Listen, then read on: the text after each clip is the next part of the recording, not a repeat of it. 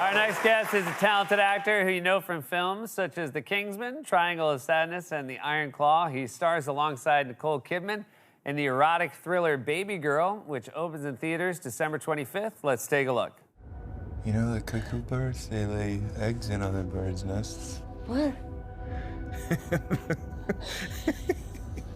The cuckoo chicks, they grow up thinking they're in a different place. And they create chaos. Total chaos. You're not a bird. I am. You do with her what you do with me. No. She's not like that. That's why I like her differently from you. That's why I like myself differently when I'm with her. Please welcome to the show, Harris Dickinson, everybody.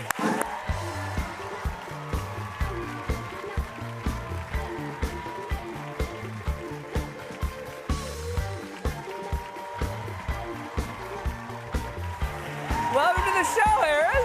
Thank you so much So for I having me. usually don't judge a movie by the clip, but that seems like a good holiday thing to take the kids to. Yeah, good family-friendly film. Yeah, to be honest, I never thought I'd be like laying on a floor at a rave with Nicole Kidman. So not a bad day at work, you know. Yeah, All right, and not a bad day at work at all. And this is actually this is a workplace film. It is, yeah. It's set in an office. Nicole Kidman plays like a CEO of a robotics company, and my character's like an intern.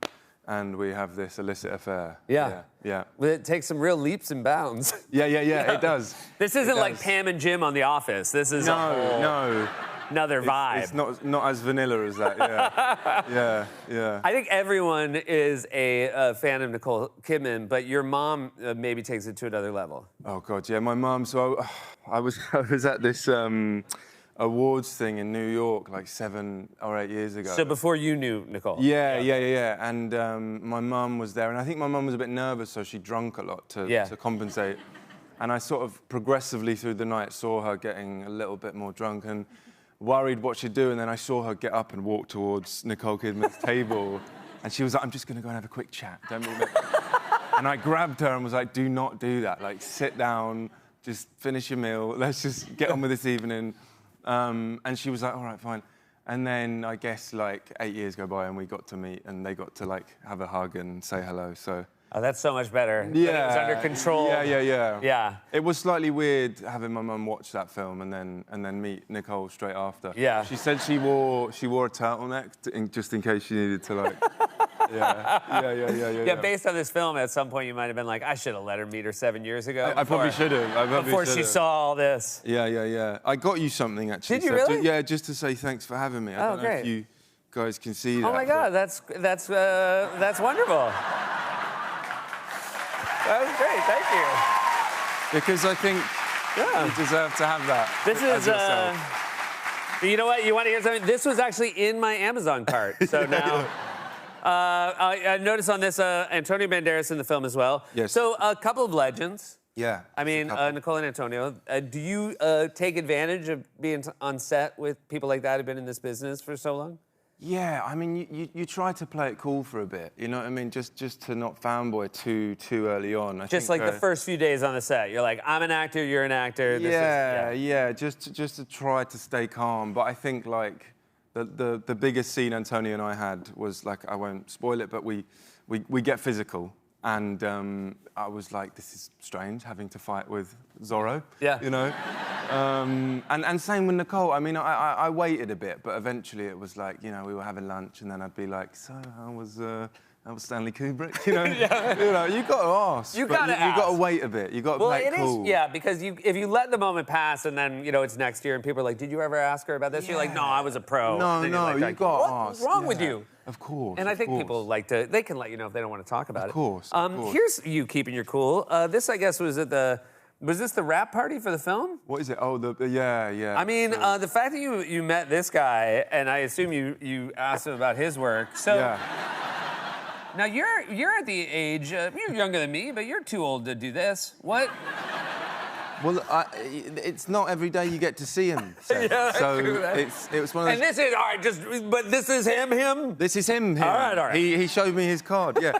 No, but the thing is that I thought this was going to be a private moment. And then all of a sudden there was photographers and camera phones. And then once that happens, you can't tell him what you really want. And I wanted to sit on his lap, and he didn't let me. You know, it was like. I'm really sorry about that. Have you, you know, again, this movie is, you know, it's a thriller, but it's an erotic thriller. Have you received stranger reactions to this movie than other ones from? Well, the thing with this film is that it celebrates liberation. Like, Nicole's storyline is all about her repressing something and ultimately letting it go. So I think a lot of people are, you know, experiencing some sense of liberation. I've had a lot of interesting conversations after, particularly with 70 to 80-year-old women. Okay. Yeah. That's fascinating. Yeah, I don't know why. So you're just bringing back. something. What are some of the pieces of feedback or responses you've had? I don't think I can say it on here. Yeah, go for it. Oh, okay. One lady came up to me and said she can't wait to get home and use the vibrator. Yeah? So that was interesting. That's great. Were you like, you obviously can't wait because you're having this conversation with me. Yeah. Another woman came over and said, "You're still into older women," and tickled me.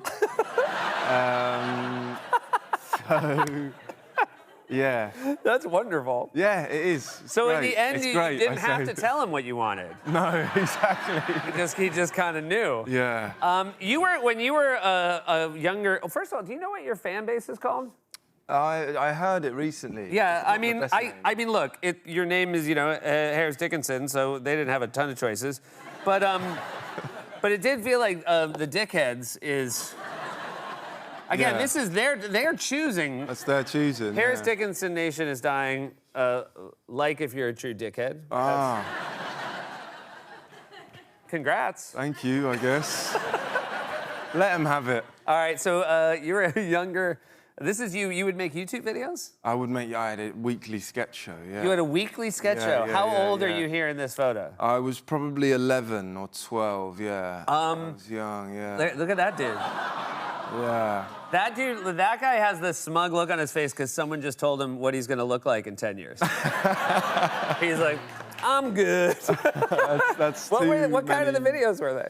They were sketch shows. We used to do like spoofs of current like pop culture stuff, or we'd do like Harry Potter spoofs, or you know anything that was going on in the main zeitgeist. We would have a go at. But that's someone who was enjoying food too much, Seth. Let's be. Let's say it how it is. You know what I mean? That was someone who didn't need to eat that much. Well, he was a big hit on YouTube, and it's all worked out all right. Yeah. Thanks. You did a film in Brooklyn once called Beach Rats. How many years ago was Beach Rats? Oh, God, that was like 8 years ago now. So obviously I've seen you in a lot of things. Iron Claw, which we were talking about backstage, is a fantastic movie. You have a great accent in that. But you had to nail a Brooklyn accent. Yeah. And you were quite good at it. Did you have, sometimes I will, you know, need to say one certain word to get into a voice or an accent. Did you have a word that helped you get into Brooklynese? I didn't have a word, but the great thing about that film is that the boys that were in the film hadn't acted before. So they were just like boys off the street from like deep Brooklyn. So every time they spoke to me, they would just be like, "Hey, yo, Harris, what's good, bro?" And I would just be like, "Yeah, I'm okay, you know." And I'd never even never even been to New York. Yeah. So just being with them. Like, Immersion. Immersion is always the best solution. Yeah. Congrats on the film, Harris. And it's really just lovely to meet you for the first time and have you here. Thank you so much. Thank you. Happy holidays, everyone. Cheers, man.